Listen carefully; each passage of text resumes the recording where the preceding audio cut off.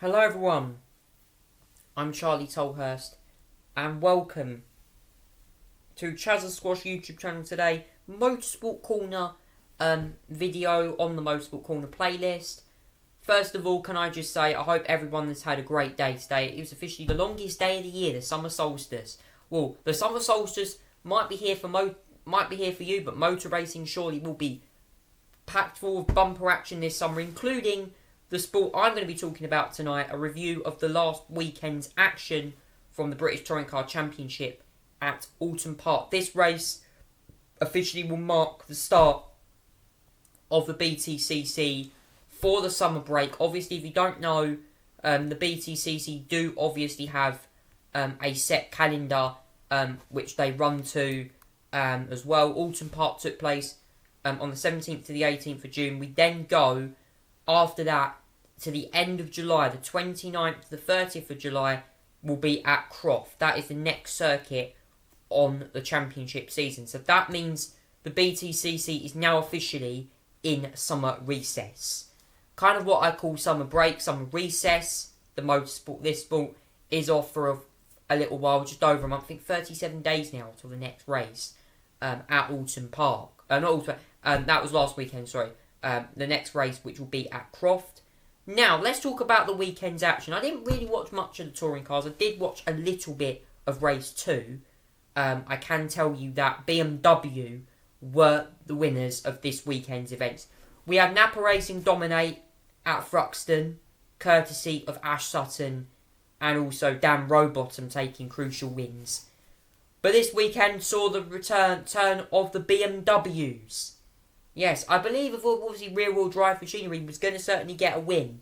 And boy did it do. Rear-wheel drive certainly favouring this circuit. And it was big wins for Jake Hill and Colin Turkington this weekend. Jake Hill done the double. He won race 1, he won race 2. Colin Turkington took the reverse grid race despite suffering some contact with Tom Ingram during race 2. That did prompt a little bit of an angry response there. I'm sure. But both drivers completed the race. It was a very, very entertaining weekend as well. Jake Hill led the BMW charge. The Laser Tools Racing MV Motorsport car driven consistency at the sharp end of the season. And then, of course, won Oulton Park double as well. Race 1 saw obviously Jake Hill winning. Tom Ingram completed the podium as he shook off frustrations of qualifying to come through from sixth from the grid. As well, Ash Sutton also then finished in second position as well. Sam Osborne, George Gamble didn't exactly have the best of races down at the bottom of the field there. Ricky Collard missed out as well. So yeah, it was an interesting race. Race 1 was kind of just a normal race really. That's all I can say. Then of course Oulton Park double was Jake Hill taking race 2's win as well. A double win there for Jake Hill. Colin Turkington had a disqualification from qualifying. He had to fight through the field, did Colin Turkington as well.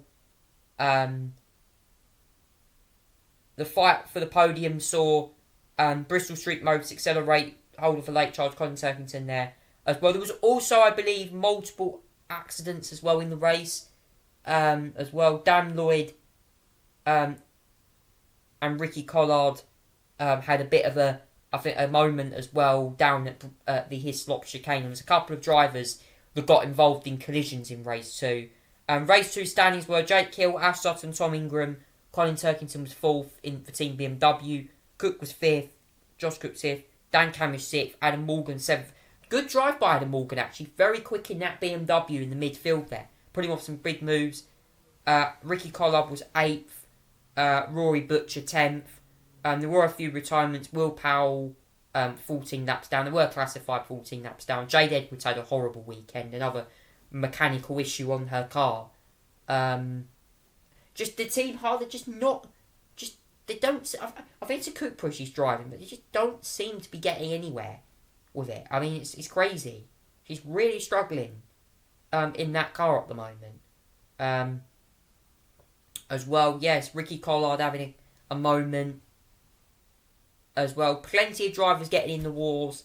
I think Aaron Taylor-Smith got in the walls as well. A couple of drivers certainly they're getting in the walls. And then race 3, of course, we saw Colin Turkington win a crucial He took a crucial victory in terms for his championship defence. Obviously, he's one of the best days of his illustrious career and produced brilliant drives. And the 84 BMW 330 EM Sport was disqualified from qualifying.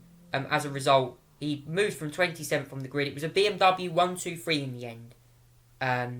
That took the moment of truth came in the early stage. Turkington ran around the outside of Morgan through turn 1. He'll also follow through at Cascades.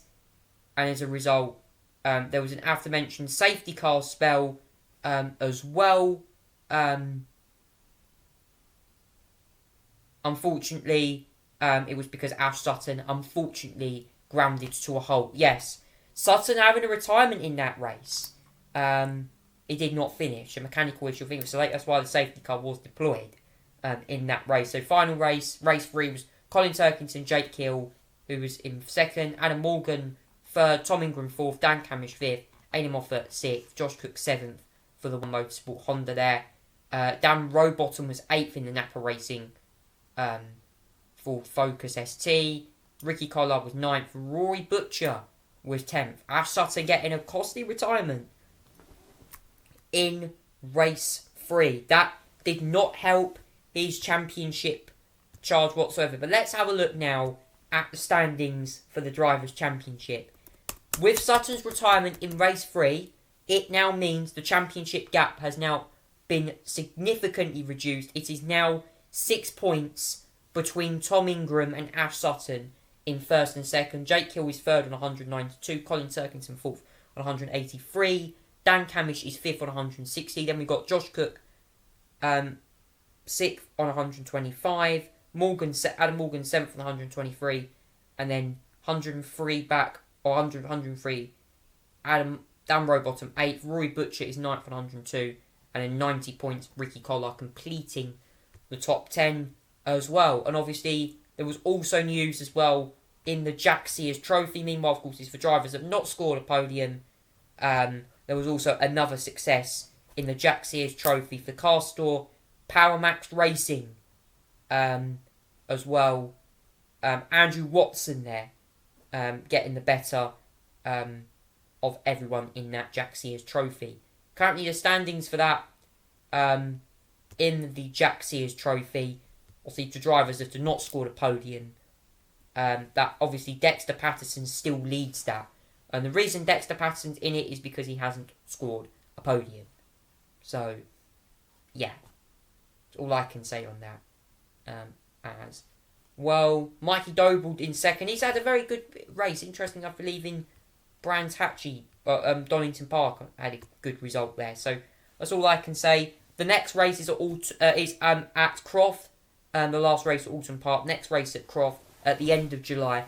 Very, very excited for this one. This is a track Colin Turkington absolutely loves. I mean, he will be destined to go for victory here. But it also features very, very fast corners. The Jim Clark S's being one of them. We're going to have a quick look now at the track for you guys whilst we're here. Right now, the circuit itself is Croft. So, yeah, let's have a look at the track. In total, this circuit is just over 2.13 miles long.